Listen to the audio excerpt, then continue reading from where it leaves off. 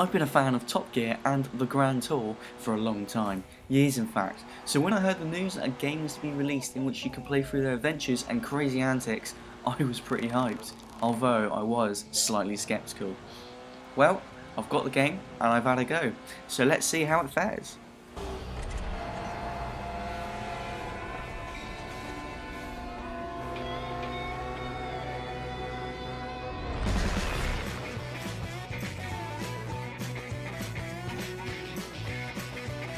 Get a bloody move on.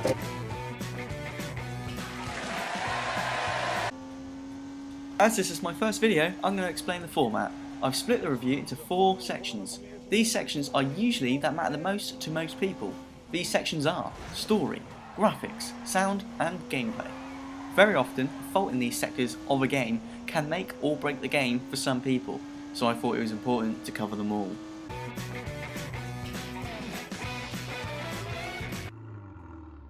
In case you didn't know already, the premise of the game is that you watch an episode of the show of your choosing, although options are pretty limited right now, and you sit back and enjoy the episode. That is up until they get into cars and you're suddenly thrown into the game and are tasked with completing the challenge that has been set. Most of the time, the challenges are straightforward and are to be expected in a racing game, such as winning a race or get drift points. Sometimes, the challenges will be something slightly strange. Mere fears like the Ferrari.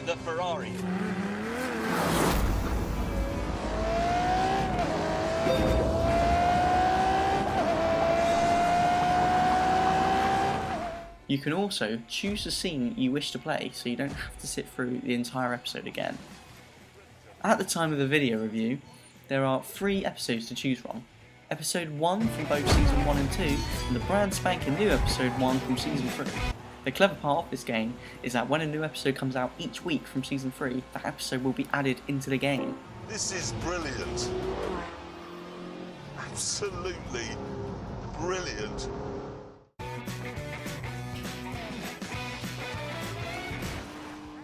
The graphics of this game seem to be a hit and miss with a lot of people.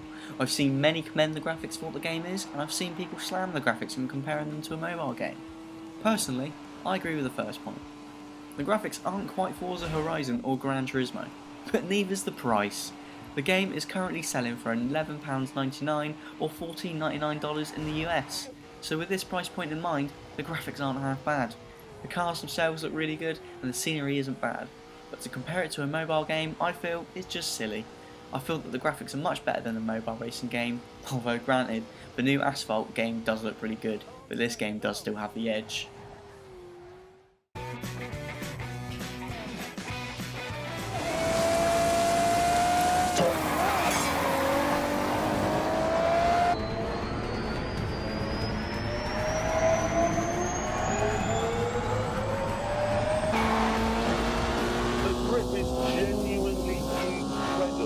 Okay, so the sound in this game is pretty good. I played this game both through my TV speakers and through my headphones, and throughout both it sounded very impressive. The sounds of the cars really rip through a decent headset and can immerse you in the game. The cars all sound different and very similar to their real life counterparts. The Lamborghini sounds like a Lamborghini, and the Rimac sounds, well, like a London Underground train.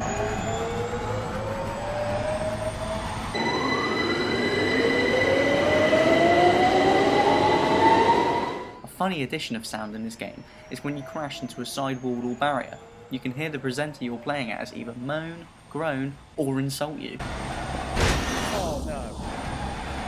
Oh God. What a tip. Although, I do have one slightly bad point about the sound. I noticed on a few occasions, whilst playing, that the sound would cut out. This doesn't matter to me personally, as it seems just to be a bug that can be patched out, but some people might see this as a bigger deal.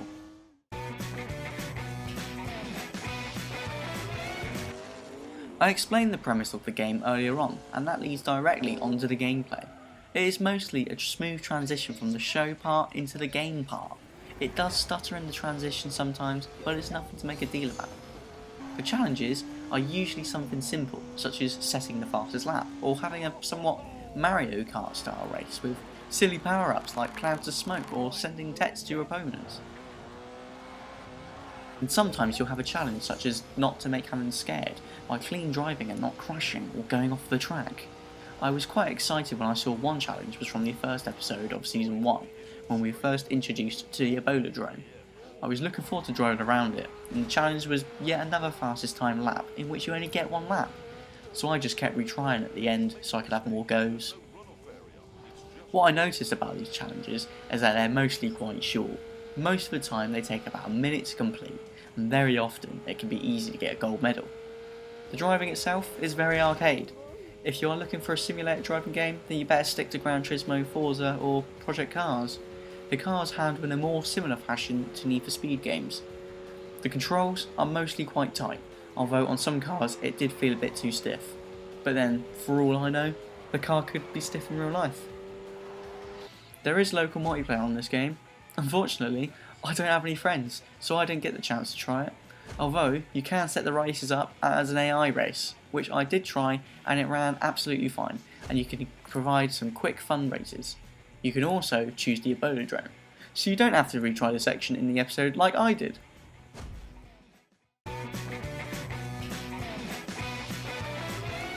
The one thing to remember about this game is the price. For the price it isn't a bad game. It runs really well and it has an interesting and, as far as I know, untouched concept with the show transitions. I see people have commented saying how it's basically a long drawn out commercial for the Grand Tour. I can see where they're coming from with that statement, but I don't feel as though that is the case. My opinion is that it's a fun little companion to the show itself, and it shouldn't be taken too seriously. It is ideal for a casual gamer, or if you fancy a quick and easy throwaway game whilst you take a break from a more attention driven game, such as Red Dead Redemption 2. My rating for this game is 8 out of 10. I will admit that is probably a bit biased as I am a big fan of the Grand Tour, but then at the end of the day, it seems as though it was made with the fans in mind. It's a good bit of fun and an interesting way to enjoy the show. If you're a fan, I do recommend buying it, but it could be a good idea to wait a few weeks when there is more content from Season 3. Between you and me, let's be honest, this is a quick easy way to aim Season 3 of Amazon Prime. Have you played it? If so, what did you think? Leave a comment below. I also plan on doing a community poll with each episode relating to the subject of the episode. Today's poll is this: to fans of the show, which theme song do you prefer? Season 1 or Season 2/3? Leave your answer in the comments and I will reveal the result in the next episode. Thanks for watching.